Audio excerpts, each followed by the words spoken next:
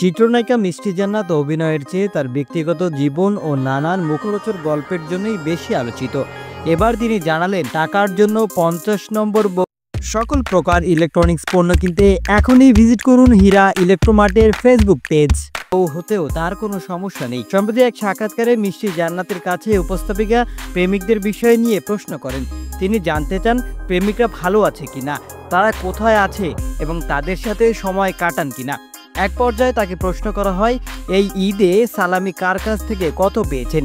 মিষ্টি জান্নাত জানান, তিনি সবার কাছ থেকেই সালামি পেয়েছেন। উপস্থাপিকা প্রশ্ন করেন, আপনি কতজনের সঙ্গে সম্পর্ক রেখেছেন। উত্তরে মিষ্টি বলেন 10 থেকে 15 জনের সঙ্গে। তিনি আরো বলেন, আমি কারো মন ভাঙতে চাই না, কারণ মন ভাঙা আর মসজিদ ভাঙা একই কথা, তাই সবার সাথে সম্পর্ক রেখেছি। তাকে পরবর্তীতে প্রশ্ন করা হয়, যদি কোনো ছেলের অনেক টাকা থাকে কিন্তু সে বিবাহিত হয়, তাহলে কি আপনি তাকে বিয়ে করবেন।